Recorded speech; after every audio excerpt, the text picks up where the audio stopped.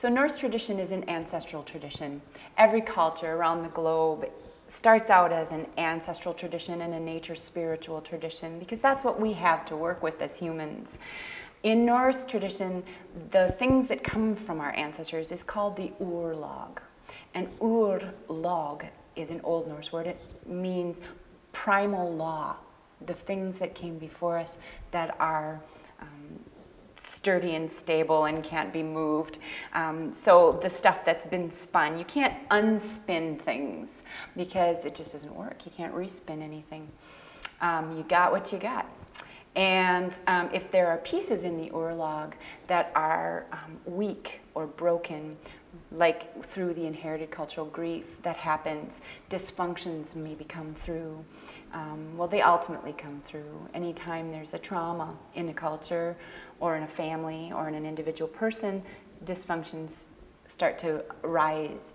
And so we can't change what we have been given, we can change our attitudes towards them.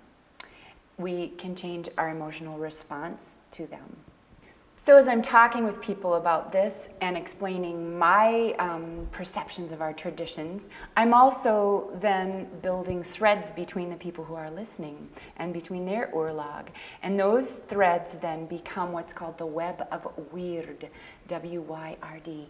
And that is sort of the fabric of community, the fabric of the earth energies, the fabric of our deepest ancestors, which in Norse tradition we believe that we are descended from the gods themselves. And so all of those pieces create this fabric of the web of Wyrd. And the web of Wyrd then vibrates, and it's a lot like string theory. It's kind of funny because science is really catching up to these shamanic traditions, you know. So one of the things, another really key concept in Norse traditions then, is the impeccability of the word. Everything that we say creates reality, vibrates those threads, vibrates the web of Wyrd, and it will either filter through and create good luck for the community, or it will create a foul stench for the community. So there's an impeccability of word that we were taught as sort of Scandinavian farm people. We didn't say anything unless we were absolutely sure of its truth, and we were absolutely sure we believed it. My grandmother practiced long periods of silence, which is something that I had to really enforce in myself quite a lot. But it's the basis of that mindset is the basis of the magical traditions then. So as a staff carrier then, I'd use rhythm and sound to generate a state of consciousness, which is called a seed or a saidr in Old Norse, a seed state. And it is a state of being able to perceive the web of Wyrd, to be able to perceive it between people and the earth, between the land spirits and the earth and the people. So all of those interconnections. And then to be able to sing Galder, which is spell songs using runes. The runes are the runes are where I got my start doing this in the first place. The runes are the ancient Indo-European alphabet that is both phonemes for word making, but also concepts and sounds that are nature magical, nature energetic.